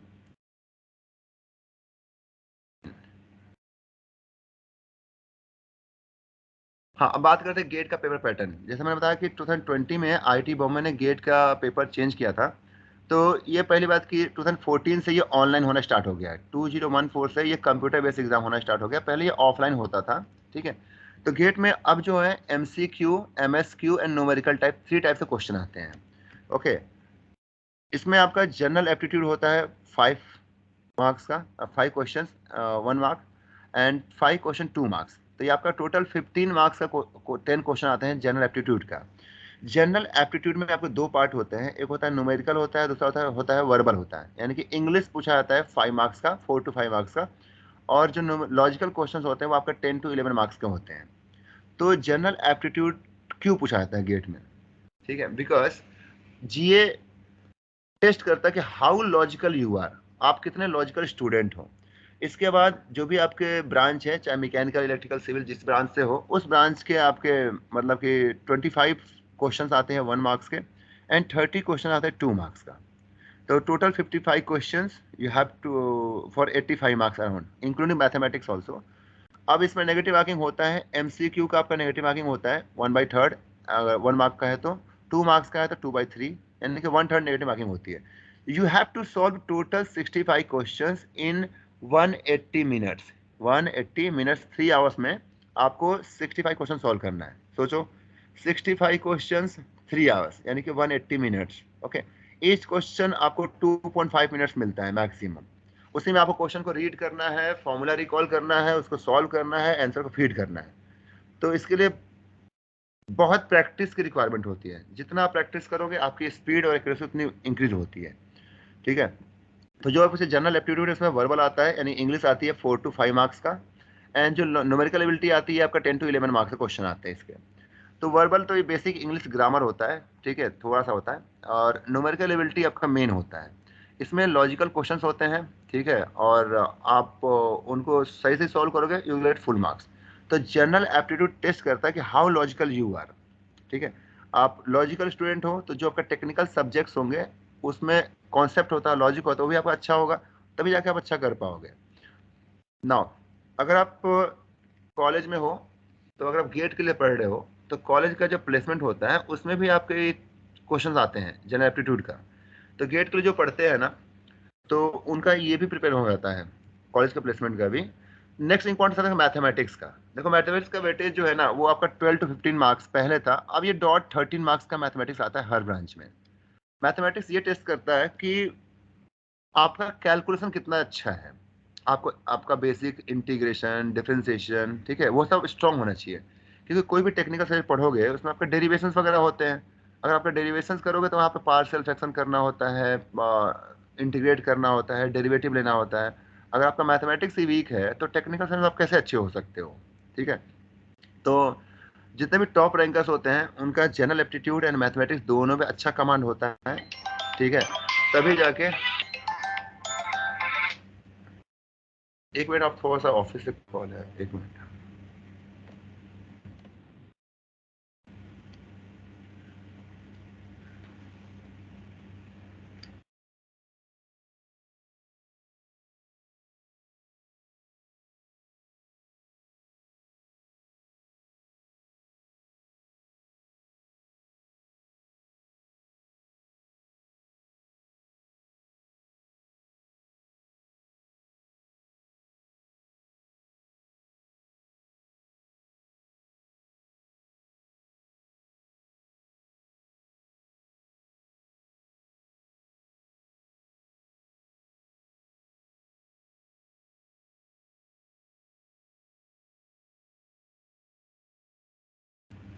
Okay, sorry. तो गाइस मैथ और जनरल एप्टीट्यूड आपके लिए बहुत ही इंपॉर्टेंट सब्जेक्ट है। उसके बाद अगर आप कट ऑफ देखो तो इलेक्ट्रॉनिक्स का जो कट ऑफ है जनरल का 25 मार्क्स के अराउंड जाता है out of 100। Okay, OBC 22.5 marks, SC ST only 16.6 marks. जो इलेक्ट्रॉनिक्स में टॉपर्स होते हैं उनका 82 to 85 मार्क्स के बीच में उनका रैंक मार्क्स होते हैं। तो सोचो कि अगर आपने 4 साल बीटेक किया और मैं आपको बताऊं गेट में अराउंड 86% लोग नॉट क्वालिफाई होते हैं। नॉट क्वालिफाई का मतलब क्या हुआ कि वो ये जो क्वालिफाइंग मार्क्स है 25 मार्क्स 22 मार्क्स ये भी क्लियर नहीं कर पाते हैं, ठीक है। तो यही कह रहा हूँ मैं कि रीजन क्या है, उनकी स्ट्रेटेजी गलत होती है, पेपर टफ नहीं आता है। It's not difficult exam, it's a different exam. तो जितने भी अगर आप रट के जाओगे गेट में तो ये क्वालिफाई भी नहीं कर पाओगे। अगर आप कॉन्सेप्ट 5-6 सब्जेक्ट अच्छे से पढ़ लो ना तो आप ये तो मार्क्स क्लियर कर ही लोगे। ओके, आप अपने syllabus you can C. Okay, general aptitude and mathematics ये तो कॉमन है हर ब्रांच के लिए। इसके अलावा सिग्नल सिस्टम हो गया, डिजिटल हो गया, कंट्रोल हो गया, इलेक्ट्रोमैग्नेटिक फील्ड थ्योरी हो गया, communication, analogue, EDC and network, ये आपके सब्जेक्ट्स हैं। अब देखो आप लोग शायद BTech second year third year में हो गए, तो जितने भी सब्जेक्ट्स है उसमें मैक्सिमम सिग्नल सिस्टम हो गया, कंट्रोल हो गया, कम्युनिकेशन हो गया, एनालॉग हो गया, मैक्सिमम नेटवर्क वगैरह आप BTech second year and third year में पढ़ते हो, semester semester third fourth and fifth में पढ़ते हो। तो मैं स्टूडेंट्स को बोलता हूँ कि जो गेट के लिए अगर आपको पढ़ना ही है तो राइट टाइम होता है सेमेस्टर थर्ड में स्टार्ट करना। उस टाइम पे स्टार्ट करोगे तो उस टाइम पे क्या होगा कि आपके कॉलेज में आपके मार्क्स भी अच्छे आएंगे, है ना, और प्रॉपर आपका गेट के लिए प्रिपरेशन हो जाएगा। और आपके पास बहुत सारे प्रोफेसर्स होंगे कॉलेज में जो आपकी हेल्प करेंगे उस टाइम पे, ठीक है। तो राइट टाइम होता है सेमेस्टर 3 स्टार्ट करना आज के लिए, क्योंकि आप थर्ड ईयर में भी गेट का एग्जाम दे सकते हो। अब आईटी बॉम्बे ने थर्ड ईयर में भी अलाउ किया था कि आप दे सकते हो। तो उसके बाद जब थर्ड ईयर में आओगे गेट दोगे, थर्ड ईयर के बच्चे करते हैं अच्छा। लास्ट ईयर एक शिवम का लड़का था, उसके 101 रैंक आए थर्ड ईयर में ही, बीटेक थर्ड ईयर में, भोपाल का लड़का था। तो वो सेमेस्टर 3 से स्टार्ट कर दिया था। Okay, you can C for instrumentation, electrical, ये सब आपका सिविल है, मैकेनिकल है, प्रोडक्शन है, ओके, सीएस ब्रांच है। तो ये आपका गेट था। अब देखो यहाँ पे ईएससी में आने से पहले मैं थोड़ा सा आपसे बातें करूंगा। क्या मैं बच्चों को ये बोलता हूँ कि आप ट्रिपल सी कॉन्सेप्ट को फॉलो करो अगर आपको किसी भी एग्जाम को निकालना है। पहला कि जितने भी सब्जेक्ट हैं उनका आपका कॉन्सेप्ट अच्छे होना चाहिए, कॉन्सेप्ट क्लियर होना चाहिए, जो भी मैंने आपको सिलेबस दिखाया है अभी। सेकेंड होता है कि आपका कैलकुलेशन, कैलकुलेशन भी आपका अच्छा होना चाहिए, ठीक है। एंड थर्ड होता है कि आप जब एग्जाम में बैठो तो आप कॉन्फिडेंट रहो, ठीक है। अब यहाँ पे देखो बहुत सारे ऐसे स्टूडेंट होते हैं जिनके कॉन्सेप्ट बहुत अच्छे होते हैं लेकिन उनका कैलकुलेशन वीक होता है। जब वो इंटीग्रेट, डिफरेंशिएट या प्लस माइनस करते हैं तो वो सिली मिस्टेक करते हैं और उनका क्वेश्चन गलत आता है, आंसर गलत आता है, जिसकी वजह से उनको मार्क्स नहीं मिलते हैं। इवन आपका कॉन्सेप्ट क्लियर है लेकिन आपका कैलकुलेशन वीक है, ठीक है, इसकी वजह से आपका सिलेक्शन नहीं हुआ। सेकंड क्या है, ये सबसे इंपॉर्टेंट है, कैलकुलेशन। बहुत सारे बच्चे ऐसे होते हैं जिनका कॉन्सेप्ट अच्छा होता है, उनका कैलकुलेशन भी अच्छा होता है, लेकिन जब वो एग्जाम में बैठते हैं तो वो बहुत बहुत ही पैनिक हो जाते हैं, सोचने लगते हैं कि क्या होगा, पेपर खराब हो गया तो क्या होगा, उनको डर लगता है। तो बिल्कुल नहीं, आपने जो पढ़ा है, आपने जितना मेहनत किया हुआ है, उस पर आपको ट्रस्ट करना है जब आप एग्जाम में बैठो, और बिल्कुल कॉन्फिडेंट रहो, जो भी होगा एग्जाम के बाद सोच लेंगे। एग्जाम में सिर्फ एग्जाम के बारे में सोचना चाहिए, ठीक है। तो लैक ऑफ कॉन्फिडेंट की वजह से भी बहुत लोग मिस्टेक करके चले आते हैं, उनका सिलेक्शन नहीं होता है, ठीक है। तो स्टेप बाई यही होता है, कॉन्सेप्ट क्लियर करो, कैलकुलेशन फोकस करो, बहुत सारे प्रॉब्लम्स को प्रैक्टिस करो, GATE previous year, IES previous year, ठीक है। और अपने लाइफ में कॉन्फिडेंट रहो, जो आपने डिसीजन लिया हुआ है वो बिल्कुल सही है, अगर गलत भी है तो उसको सही प्रूफ करो हार्ड वर्क करके। फाइन। नाउ जो सेकंड एग्जाम आपका ईएससी है, तो देखो गेट और ईएससी, इंजीनियरिंग सर्विसेज एग्जामिनेशन, ठीक है, दोनों का मतलब कि सिलेबस तो ऑलमोस्ट कॉमन होता है लेकिन पेपर पैटर्न अलग होता है, ठीक है। ईएससी का जो क्वेश्चन लेवल होते हैं, अबाउट ईएससी सबसे पहले समझते हैं कि इसका एग्जाम यूपीएससी कंडक्ट कराती है, ठीक है। आपका गवर्नमेंट का इंजीनियरिंग डिपार्टमेंट है, ये आपके 4 स्ट्रीम में होता है, civil, mechanical, electrical and electronics and telecommunication. अगर मान लो कोई सीएस का स्टूडेंट है या फिर किसी प्रोडक्शन का स्टूडेंट है, अदर ब्रांच के स्टूडेंट है, तो सीएस वाले भी ईएससी का एग्जाम दे सकते हैं, लेकिन उनको मैकेनिकल, सिविल, इलेक्ट्रिकल, इलेक्ट्रॉनिक्स में से किसी एक ब्रांच में देना होगा, ठीक है। उसके बाद सीएससी का ये सब शेड्यूल प्रीवियस है। 3 स्टेज में एग्जाम होता है, प्रीलिम्स, मतलब ईएससी का प्रीलिम्स, मेंस एंड इंटरव्यू, ठीक है। और मैं बताऊं, इंजीनियरिंग सेक्टर में मतलब कि मैं बताऊं, इससे बेटर जॉब नहीं है गवर्नमेंट में, ठीक है। तभी तो आउट ऑफ कई लाख स्टूडेंट्स ओनली 100 लोग का सिलेक्शन होता है, इतना समझ लो। अगर आप बीटेक 4th ईयर में हो तभी आप एलिजिबल हो। तो वैकेंसीज आपका डे बाय डे डिक्रीज कर रही है इस फील्ड में, ठीक है, लेकिन आगे अभी नेक्स्ट ईयर से उसको नेक्स्ट में आपका इंक्रीज होगा। 17 में इलेक्ट्रॉनिक्स का वैकेंसी आपका 48 था, फिर आपका 18 में थोड़ा बढ़ गया, फिर देख लो यहाँ पे 19 में, फिर से आपका 20 में इतना हुआ, 21 में आपका कितना था, अराउंड 70 था, 22 में भी 70 के आसपास था, ठीक है। 23 में कितना है, 110 के आसपास है इलेक्ट्रॉनिक्स एंड टेली कम्युनिकेशन में। तो वैकेंसी इतनी आती है, 100, 80, 70 ऐसे आती है, ठीक है। अब इसका एग्ज़ाम कैसे होता है, तो अगर आपने ईएससी क्लियर किया तो आप वेरियस डिपार्टमेंट जा सकते हो, जैसे कि आपका ऑर्डिनेंस फैक्ट्री हो गया, ऑर्डिनेंस फैक्ट्री अब तो शायद खत्म हो गया ये, ठीक है। इसके बाद आपका सीएस में जा सकते हो, सेंट्रल वाटर सर्विस में जा सकते हो, बॉर्डर रोड ऑर्गेनाइजेशन, आपने सुना होगा कि बॉर्डर एरियाज में, है ना, जो हमारे रोड कंस्ट्रक्शन होते हैं वो बहुत ही फास्ट हो रहा है, तो वो बीआरओ करता है। यहाँ पे जो हेड होते हैं वो तुम्हारे आईएएस ऑफिसर ही होते हैं। मिलिट्री ऑफ डिफेंस में जा सकते हो, ठीक है। आपका स्किल डेवलपमेंट है, ये बहुत ही अच्छा डिपार्टमेंट है। आप यहाँ पर सीधे अपने प्राइम मिनिस्टर के आसपास ही रहोगे ये डिपार्टमेंट में आपका। इसके बाद आपका सेंटर ये हो गया, सेंट्रल पावर हो गया, जिसमें लास्ट ईयर का मैकेनिकल सेकंड रैंकर आपके महाराष्ट्र से ही थे, पुणे से, सनमति, मेरे दो, लास्ट ईयर नहीं, मेरे बैच के, और सनमति नाम है उनका, और वो भी मुंबई में है, इसी डिपार्टमेंट में है, सेकंड रैंकर। और लकली जो फर्स्ट रैंकर थे मैकेनिकल के, क्या नाम था, चारू दत्ता, ठीक है, वो भी आपके इसी में है, वो भी आपके पुणे से ही थे, और वो आपका मिनिस्ट्री ऑफ डिफेंस में है, ठीक है, वो आपके डिफेंस सेक्टर में है, पुणे में ही है। और ये मेरा डिपार्टमेंट है, Indian telecom service, group A बोलते हैं, ठीक है। इसका अलावा आप नेवी में जा सकते हैं, इंडियन नेवल में, ओके। आपके डिपार्टमेंट से डिपेंड करता है, आपके रैंक के बेस पे आपको ऐसे मिलते हैं, ठीक है। एलिजिबिलिटी, सबसे पहले आप इंडिया इंडिया के होने चाहिए। इंडिया के अलावा अगर आप नेपाल एंड भूटान के स्टूडेंट हैं तब भी आप इंडिया के किसी भी गवर्नमेंट सेक्टर में जॉब के लिए अप्लाई कर सकते हो। हाँ, बांग्लादेश, पाकिस्तान ये सब नहीं होगा, लेकिन नेपाल, भूटान के साथ हमारा ऐसा है कि वो लोग एग्ज़ाम देते हैं, जो हमारे नेबरिंग कंट्रीज़ है। इसके अलावा आपका जो एज होना चाहिए 21 मिनिमम होना चाहिए, मतलब कि आप 21 से कम हो तो आप अप्लाई नहीं कर सकते, 21 मिनिमम। और 30 होता है maximum for open category, 32 for OBC and 35 for SC ST, ये होता है। और 1 जनवरी को आपकी जो एज है वो 21 हो जानी चाहिए। अगर आप बीटेक 4th ईयर में हो और 1 जनवरी को 21 के हो चुके हो तब भी आप अपेयर कर सकते हो। इसमें जो नंबर ऑफ अटेम्प्ट्स है इसमें कोई लिमिटेशन नहीं होता है। जैसे आपका CSC मतलब IAS का एग्जाम होता है उसमें आपका 6 अटेम्प्ट्स होते हैं, यहाँ पे कोई लिमिटेशन नहीं है। आप 21 से 30 के बीच में हर साल दे सकते हो एग्जाम। फाइन। आपकी जो डिग्री होनी चाहिए must be from recognise college university. ऐसा नहीं कि आपके पास बीटेक एमटेक की जो डिग्री है वो आपका फेक हो, ठीक है। वो अच्छे कॉलेज मतलब कि रिकॉग्नाइज कॉलेज से होनी चाहिए।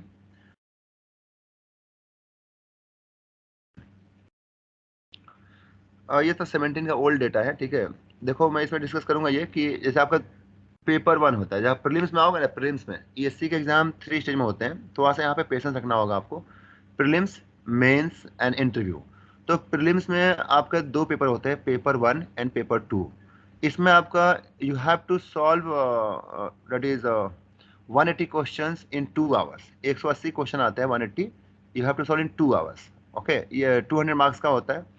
जो पेपर 2 होता है वो प्योर टेक्निकल होता है, ठीक है। ये आपके 300 मार्क्स के होते हैं, ठीक है। ये 3 आवर्स का पेपर होता है। अब सुनो, यहाँ पे दोनों को मिला कितना हो गया 500। तो ये आपका प्रीलिम्स तो आपका 500 मार्क्स का होता है। अगर इस बार तो मैं बताऊं आप लोगों के लिए गोल्डन चांस है, जो भी स्टूडेंट्स हैं अभी के, क्योंकि cut off day by day बहुत कम हो रहा है, डिक्रीज कर रहा है। इस बार तो 500 में से 180 कट ऑफ गया हुआ है। लेकिन अगर हमारे टाइम पे अगर 500 में से आपका 50% यानी कि 250 प्लस आपके मार्क्स हैं प्रीलिम्स में, तब जाके आपका सिलेक्शन होता था। अब ये कट ऑफ 180 गया, बहुत कम हो गया है। तो प्रीलिम्स में एक कट ऑफ बनेगा, आपके मार्क्स अगर कट ऑफ के ऊपर हैं तो आपका सिलेक्शन हो गया है, आप जाओगे मेंस में। मेंस में प्रीलिम्स आपका MCQ होता है, इसमें आपका 1/3 नेगेटिव मार्किंग होता है। मेंस में भी आपके 2 पेपर होंगे, ठीक है। प्रीलिम्स आपका ये नॉन टेक भी है, GS है, मैथमेटिक्स है ना, ये सब है। और ये आपका टेक्निकल है। मेंस आपका प्योर टेक्निकल होता है, जैसे आप कॉलेज में लिखते हो रिटन एग्जाम, वैसा एग्जाम होता है, सब्जेक्टिव टाइप का होता है, प्योर टेक्निकल।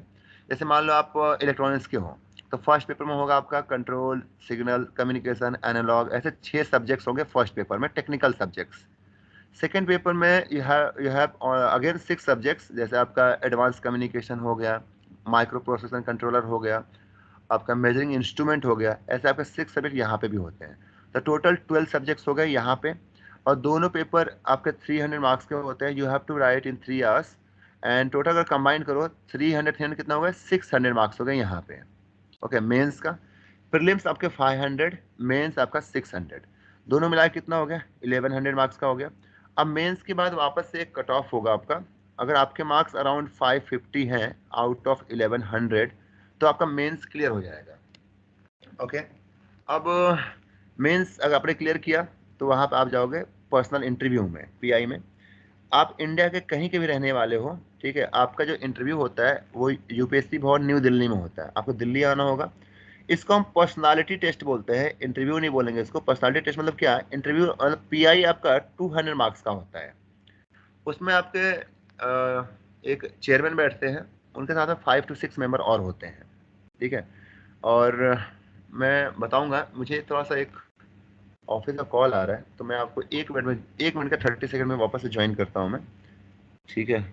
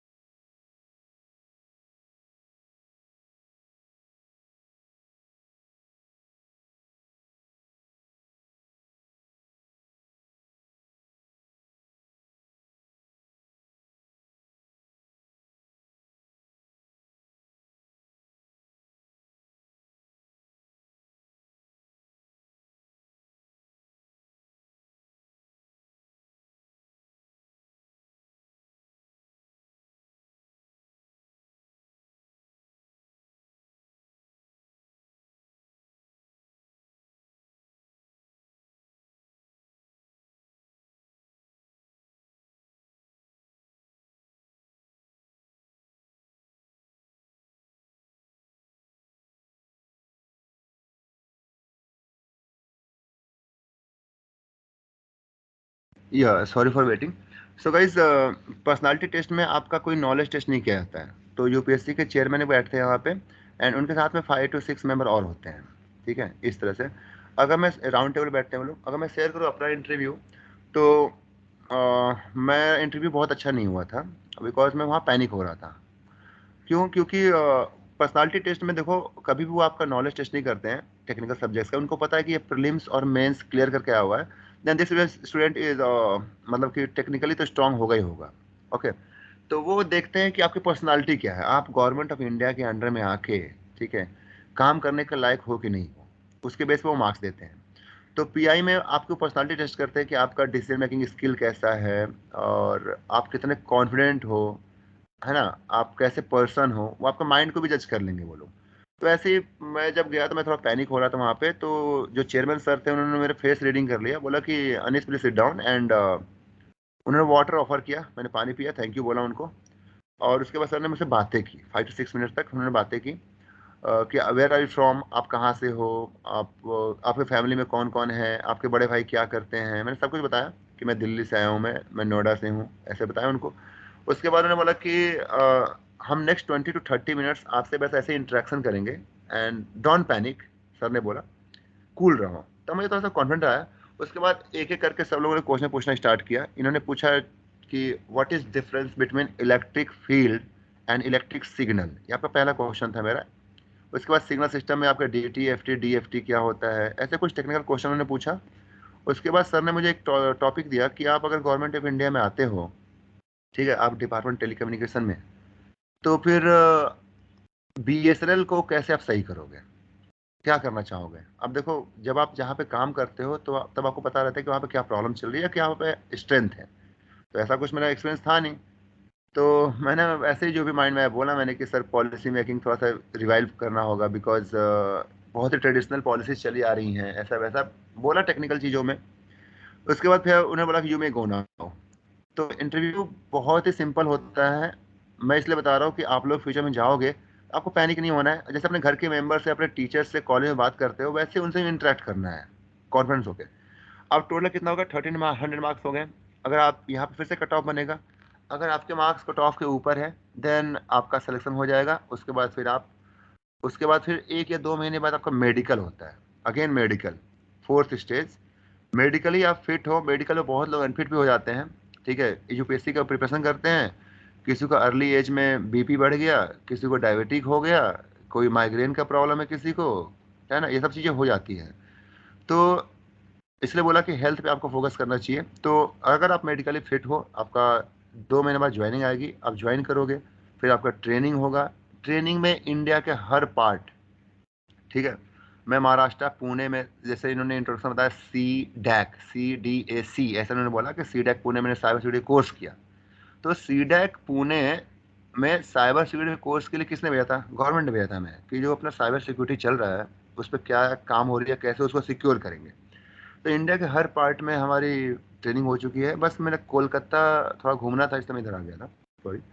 तो कह रहा हूँ कि बहुत अच्छी जॉब है, एक बार आपने इन सब स्टेज को क्लियर कर लिया, ठीक है, तो आपकी लाइफ चेंज हो जाएगी, बहुत अच्छी हो जाएगी।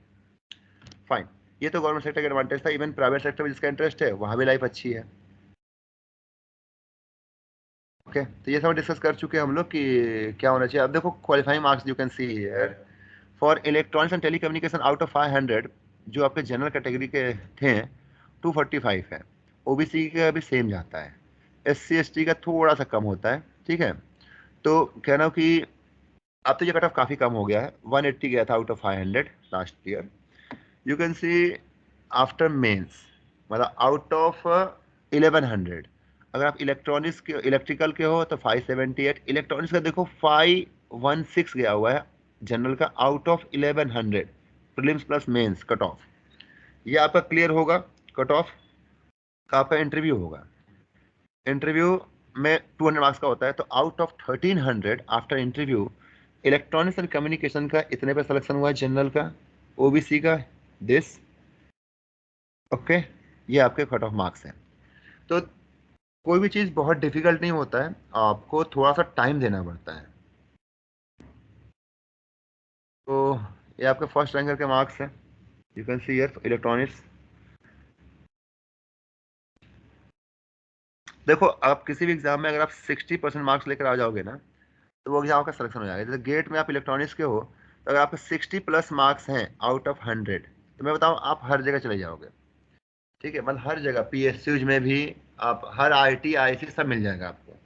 लेकिन होता क्या है कि जैसे मान लो आपके 2000 के आसपास आ गई, बहुत सारे ऐसे स्टूडेंट होते हैं जब उनका रैंक थोड़ा खराब हो जाता है, ठीक है, तब वो मुझसे बातें करते हैं, तब मैं उनको बताता हूँ, तब भी आपको IIT मिल जाएगा। IIT जैसे टॉप 7 IITs है, IIC Bangalore and top 7 IITs। उसके बाद जैसे IIT रुड़की हो गया, IIT गुवाहाटी हो गया, ठीक है, वो थोड़ा सा 1K तक मिल जाता है। अगर आप IIT BHU है, IIT पटना है, IIT रोपर है ना, ऐसे बहुत सारे IIT जब भी ओपन हुए हैं, तो वहाँ पे भी आपको 2K तक रैंक मिल जाएगा। IIT तो IIT ही होते हैं, है ना, चाहे वो ओल्ड है या न्यू हो। तो अगर आपकी रैंक मैं बताऊं किसी कैटेगरी के साथ, वैसे OBC SC हो है, अगर आपके 4K रैंक भी आ गई गेट में, तो कहीं ना कुछ मास्टर तो आपको मिल जाएगी अच्छे कॉलेज में। अभी के बात करें सिनारियो, बिकॉज गेट में ना हमारे टाइम पे कुछ 2 लाख लोग देते थे एग्जाम, 13 14 उस टाइम पे। अब क्या हो गया है, इलेक्ट्रॉनिक्स में लास्ट ईयर ओनली 54K बच्चों ने गेट का एग्जाम दिया था। सोचो 1/4 हो गया है। Number of IITs, number of PSUs, ठीक है, ये आपके इंक्रीज हुए हैं। नंबर ऑफ स्टूडेंट्स क्या हुए, डिक्रीज हुए हैं। मैं इसलिए बोल रहा हूँ आप ही के टाइम पे आपने थोड़ा सा एफर्ट डाल दिया, ठीक है, तो आप इन सब चीजों को अच्छे से अचीव कर सकते हो। Fine. Now guys, this is all from my side. अगर किसी को कुछ डाउट हो देन यू कैन आस्क, आप पूछ सकते हो।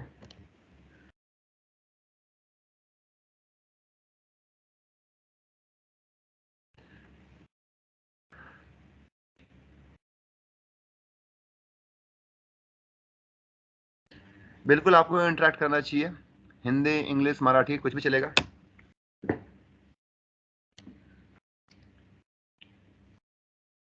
और थैंक यू सो मच कि आप लोग इतने टाइम तक पेशेंस से बैठे रहे। मैं आप लोगों को देख रहा था बीच बीच में। किसी को कोई डाउट है you can discuss guys.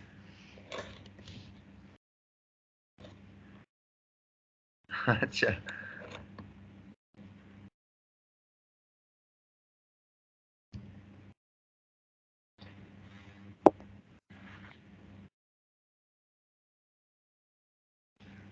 Hello. Yes please. Sir, I want to ask, what was your inspiration through your throughout GATE journey?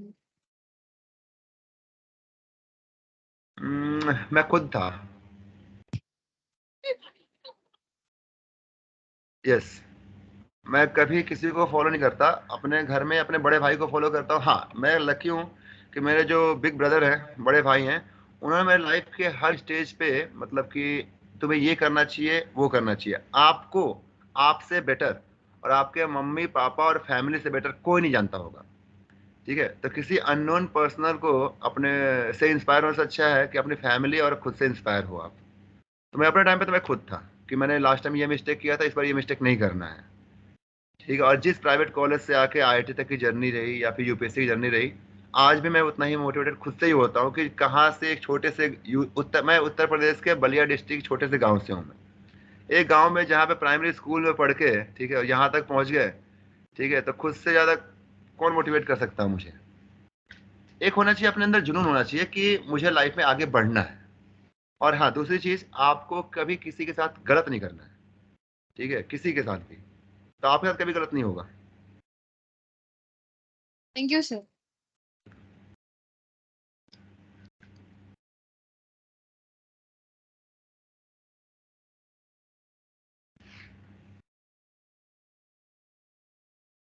Hello, sir.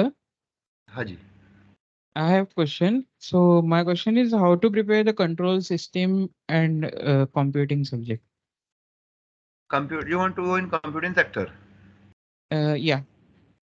Okay, तो फर्स्ट देखो, कंप्यूटिंग में आप मास्टर्स के हो क्या? कंप्यूटिंग तो बीटेक में तो आता नहीं है। No, sir. For future preparations. Computing में अगर आपको अच्छा करना है ना, तो उसके लिए आपका लीनियर एल्जेब्रा बहुत अच्छी होनी चाहिए, जो कि सबसे डिफिकल्ट सब लगा था मुझे IIT में। ठीक है, कंट्रोल पढ़ना है तो कंट्रोल का basic basic in the sense कि आप उसको इतने डिटेल में पढ़ो, पहले कि सिस्टम क्या होता है, ठीक है, एंड सिस्टम को क्लासिफाई कैसे किया, एक एक चीज़ पे तो आपको सोचना होगा। उसके बाद जो भी आप टाइम डोमेन वगैरह पढ़ते हो, टाइम डोमेन एनालिसिस, उसका step response, impulse response, ramp response, उसको बिल्कुल पार्शियल फ्रैक्शन से करके देखो, पूरा फाड़ दो, फॉर्मूला याद नहीं करना आपको, आप सब कुछ ओपन कर दो डिटेल में। उसके लिए आप BS मान के बुक और गोपाल क्या बोलते हैं आपका M गोपाल सर की बुक आती है, वो आप रिफर कर सकते हो। मतलब कि जो भी पढ़ो एकदम डिटेल में एक बार।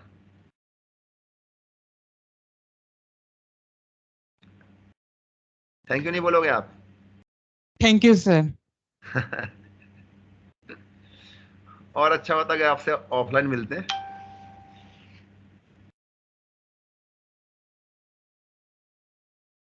Sir, I have question. I want to ask that how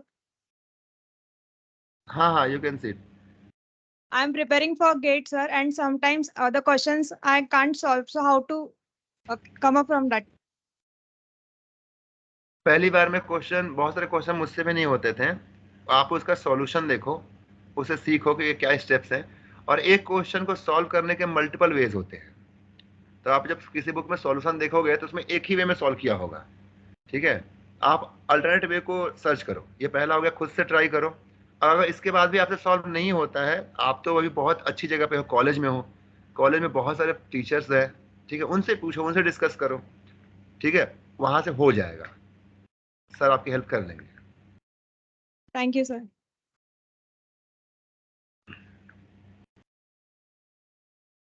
Hello sir, my question is what study material should we refer for GATE exam? Study material देखो, ऐसे तो मैं ही दे सकता हूँ बहुत सारे स्टडी मटेरियल, लेकिन मैं आपको सजेस्ट करूंगा कि स्टडी मटेरियल सोशल मीडिया पे बहुत सारे अवेलेबल्स हैं, ठीक है, गेट के लिए। आप किसी एक स्टडी मटेरियल को बार बार फॉलो करो, ठीक है। जैसे मान लो कंट्रोल सर्च करोगे ना, तो उसमें कम से कम 100 टीचर्स के मटेरियल वाले हैं वहाँ पे यूट्यूब पे, मान लो, ठीक है। आप किसी एक को फॉलो करो और उसी मटेरियल को आप बार बार रिपीट करो, समझ रहे हो। और उसके साथ में कोई स्टैंडर्ड बुक है वो भी पढ़ना स्टार्ट कर दो। बुक पढ़ने से क्या होता है, थोड़ा सा वाइड नॉलेज होता है। जैसे मैंने पढ़ाया, ठीक है, तो वो एक डायरेक्शन में है, ठीक है, कि अगर आपके पास टाइम हो तभी बुक पढ़ना, अदरवाइज डेटा सफिशिएंट है, जो भी टीचर आपको पढ़ा रहे हैं ना, वो डेटा सफिशिएंट है कि आप गेट में उतना कर लोगे तो हो जाएगा। तो आप चाहो तो मेरा भी फॉलो कर सकते हैं। वैसे मैंने भी बहुत सारे स्टूडेंट्स को कोविड में ऐसे ही पढ़ाया था मैंने, और मैंने उसको लाइव कर दिया था। और गेट के कुछ 5 to 6 subjects out of 8 technical subjects, पूरा लाइव, पूरा कंटेंट पड़ा हुआ है यूट्यूब पे, आप उसको देख सकते हो। अगर मुझे फॉलो कर रहे हो तो पूरा फॉलो करना, किसी और को नहीं फॉलो करना, किसी और को फॉलो पूरा उनको फॉलो करना। अगर आप एक मटेरियल को 100 टाइम्स फॉलो करते हो ना, वो अच्छा है, बाकी रेदर देन 100 मटेरियल्स को फॉलो करना। आपको इतना टाइम नहीं है कि आप 6 महीने में 10 लोगों से कंट्रोल सिस्टम पढ़ लो, ठीक है। और कुछ? Sir, can you please share your channel where we can refer your content? आप कैपिटल में अनीश सिंह राजपूत सर्च कर लेना, IIT बॉम्बे डाल देना, मिल जाऊंगा, Okay, सब sir. कैपिटल में। Okay, thank you, और sir. और उसमें आप प्लेलिस्ट में जाना, ठीक है, उसमें सारे सब्जेक्ट्स है, कंट्रोल, एनालॉग, कम्युनिकेशन, EDC नहीं है, मुझे टाइम नहीं मिला। उसके बाद उसमें कुछ फालतू चीज़ें भी हैं, जैसे कि मैं अपने ड्यूरिंग ट्रेनिंग जहाँ जहाँ घूमा हूँ मैं, ठीक है, वो हर जगह की वीडियोस अपलोड कर दिया वहाँ पे, तो उसको आप इग्नोर कर देना, उसको मत देखना। जो आप क्वालिटी कंटेंट है आपके लिए, उसको आप फॉलो करना। Okay, sir. Thank you. और मैं तो आप सभी को बोलूँगा, इतने लोग बैठे हुए हैं, आप बीटेक थर्ड ईयर में गेट दे सकते हो। इस बार तो फॉर्म का डेट निकल गया, ठीक है। आप जब फोर्थ ईयर में आओ तो गेट जरूर देना, और उसके लिए पढ़ो, बहुत अच्छी एग्जाम है वो। प्राइवेट सेक्टर में मेरे बहुत सारे फ्रेंड्स हैं, ठीक है। देखो, लाइफ का अल्टीमेट गोल क्या है कि हमारी लाइफ बहुत अच्छे से बीते, सुकून से बीते, ठीक है, अच्छे से। तो अगर दोनों का अपना अपना एडवांटेज है, गवर्नमेंट सेक्टर में पैसे थोड़ा कम मिलेंगे, सैलरी थोड़ा कम मिलेगी, लेकिन इवनिंग 5 के बाद, ऑफिस के बाद आपको ऑफिस से कभी कॉल नहीं आएगा, ठीक है। आपका जो नेक्स्ट वो जो टाइम है अपने फैमिली के लिए, आपके लिए है, ठीक है। लेकिन प्राइवेट में, कॉर्पोरेट में थोड़ा सा चीज़ें हैं। अगर आप स्ट्रेस और हार्डवर्क करने के लिए रेडी हो बहुत ज़्यादा, तो कॉर्पोरेट सेक्टर में जाओ। मेरे बहुत सारे दोस्त हैं, ठीक है, जिनका 2-2, 3-3 लाख रुपए पर मंथ सैलरी है, 40-50 लाख का पैकेज है, सब बैंगलोर में है, ठीक है। लेकिन हाँ, सब मास्टर्स हैं, ठीक है, तो अपने लाइफ में क्या करना है आपको, उसके अकॉर्डिंग अपने पाथ को डिसाइड करो और ये राइट टाइम है आपके लिए। Sir, any last movement preparation tips you can give to us as our gate is on Feb and only 3 months are remaining? You have to solve gate PYQ again and again because in gate question कभी repeat नहीं होता है, question कभी repeat नहीं होगा but concept every time repeat होते हैं। ठीक है, तो आपको इस टाइम पे कोई अदर वर्कबुक या कहीं से भी सोशल मीडिया से कोई और क्वेश्चन प्रैक्टिस नहीं करना है आपको। इस टाइम पे गेट में जो क्वेश्चंस आए हुए हैं लेटेस्ट वाले 2012 से लेकर और 23 तक जो लेटेस्ट क्वेश्चन है उनको आपको बार बार सॉल्व करना है और हर क्वेश्चन से आप क्या सीख रहे हो ना उस पर आपको सोचना है, एनालाइज करना है। ठीक है, इतना प्रैक्टिस करो, आप देखना कि आपके गेट के एग्जाम में जैसे नाइकी स्लॉट है कंट्रोल सिस्टम में, हर साल एक क्वेश्चन तो आता ही आता, फिक्स है। ठीक है, तो क्यों ना नाइकी उसको बहुत अच्छे से कर ले। ठीक है, तो इस मोमेंट पे आपको अगर आपका प्रिपरेशन हो चुका है तो टेस्ट सीरीज दो। टेस्ट सीरीज जैसे आपके स्टेज में था तो टेस्ट सीरीज ज्वाइन किया था तो मैं पूरा दे नहीं पाया था, रीजन क्या था कि मेरा कॉन्सेप्ट ही क्लियर नहीं था सब्जेक्ट्स के। ठीक है, तो एक आध टेस्ट दे लेना जब जनवरी लास्ट में या जनवरी मिड में। अभी के लिए आपको हर सब्जेक्ट का एक टारगेट रखो कि डेली मैं 100 क्वेश्चन सॉल्व करूंगा। आज कंट्रोल का 100 क्वेश्चन, कल एनालॉग का, परसों सिग्नल्स का, और 100 क्वेश्चंस में से कितना तुम सही कर रहे हो और कितने तुम गलत कर रहे हो उस पर एनालाइज करो। जो सही किया वो आप वो सही कर लोगे, लेकिन जो आप मिस्टेक कर रहे हो, क्यों मिस्टेक हुआ, वो मिस्टेक एग्जाम में नहीं होना चाहिए, तो उस पर आपको थोड़ा सोचना होगा। ठीक है, तो गेट PYQ आपको करना चाहिए इस मोमेंट पे। Thank you, sir. और बैक बेंचर जो पीछे बैठे हैं वो लोग कुछ नहीं पूछेंगे।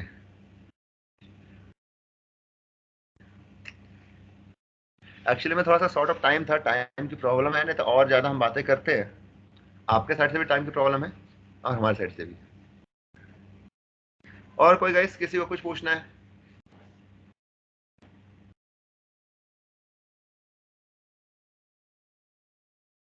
मुझे अच्छा लगता है पहले आपके कॉलेज में गेट के लेक्चर्स होते थे, तो मैंने आपके सीनियर बैच 4 साल सीनियर होंगे मेरे ख्याल से, तो मैंने उनका लेक्चर लिया भी था।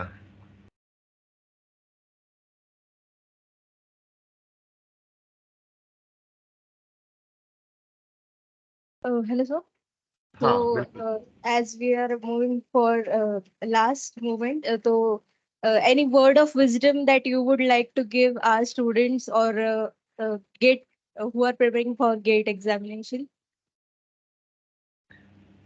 मैं बताना चाहूंगा कि इस मोमेंट पे स्टूडेंट के साथ प्रॉब्लम क्या होती है कि कॉलेज के साथ साथ कैसे मैनेज करें।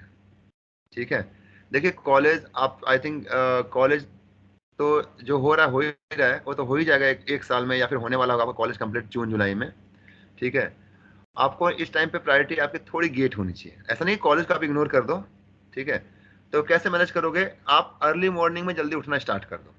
मॉर्निंग 5 उठो। ठीक है, शायद बहुत लोग उठ नहीं पाते होंगे। 5 उठो, कॉलेज अगर 10 से स्टार्ट हो रहा है तो मॉर्निंग 5 to 9 4 घंटे सुबह उठ के गेट के लिए पढ़ डालो। वो आप अपने लिए कर रहे हो। उसके बाद कॉलेज में टाइम पे पहुंचो, कॉलेज में जो भी लेक्चर्स हो रहे हैं, जैसे कोई भी प्रोफेसर पढ़ा रहे हैं, उनके लेक्चर्स को उसी टाइम पे अच्छे से पढ़ डालो। ऐसा नहीं कि आपको वापस से घर पे आके उसको रिवाइज करना पड़े या नोट्स बनाना पड़े। कॉलेज का काम कॉलेज में ही खत्म कर दो, जब अपने घर पे वापस आओ, ठीक है, एक आध घंटे थोड़ा सा इधर उधर, 1 घंटे आप इधर उधर माइंड को डाइवर्ट कर सकते हो। इवनिंग में अगेन 1-2 घंटे गेट के लिए पढ़ो। कॉलेज की पढ़ाई कॉलेज में ही क्लास में ही खत्म कर डालो, जो भी है असाइनमेंट्स है लंच में लिख डालो बैठ के। ठीक है, लाइब्रेरी में बैठ के पढ़ो जब भी कोई लेक्चर्स आपको मिलता है तो। और उसके बाद फिर घर पे आओ तो वापस 1-2 घंटे गेट के लिए पढ़ो। ठीक है, उसके बाद 9 बजे के आसपास सो जाओ, फिर सुबह 5 बजे उठ जाओ। ये रूटीन आपको फॉलो करना चाहिए, अगर आप इसको फॉलो कर सकते हैं तो 2 महीने बाद जब गेट का एग्जाम हो जाएगा तो फुल टाइम आप कॉलेज पे वापस से लग जाओ, अपने प्रोजेक्ट्स पे जो भी आप कर रहे हो वो भी काम अच्छे से कर डालो। तो 2 मंथ्स के लिए आपको थोड़ा मैनेज करना चाहिए। और दूसरी बात कि आप कुछ भी करो, एग्जाम ही तो है, निकलेगा नहीं निकलेगा, फेल होंगे कोई दिक्कत नहीं है ना। ये एटीट्यूड रखो कि मुझे किसी चीज़ का स्ट्रेस नहीं लेना है, टेंशन नहीं लेनी है। स्ट्रेस एंड टेंशन अपने यूथ को खराब कर रही है। किसी भी चीज का स्ट्रेस, चाहे लाइफ का हो, आप देखो रोटी कपड़ा मकान जो बेसिक चीजें हैं एंड वाईफाई ऑल्सो, ये आपको मिल रहा है हर जगह, ठीक है। तो लाइफ किसी की रुकती नहीं है, कोई बेरोजगार रहता नहीं है, ठीक है। तो कोई एग्जाम में अगर फेल भी हो गए तो उसका टेंशन लेना नहीं है, वो आपके बॉडी पे बहुत गंदा इफेक्ट डालेगा।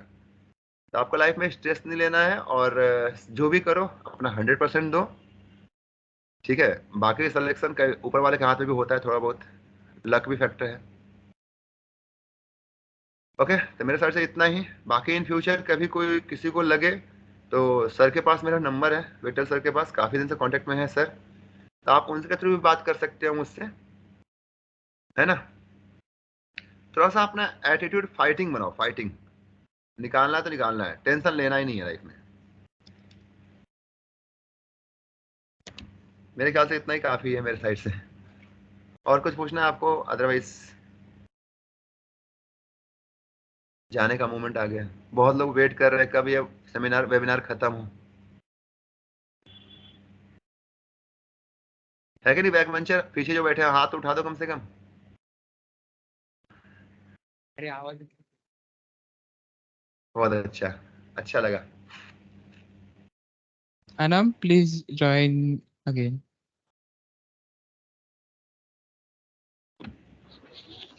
A huge thank you to Honorable Shri Anis Singh Rajput sir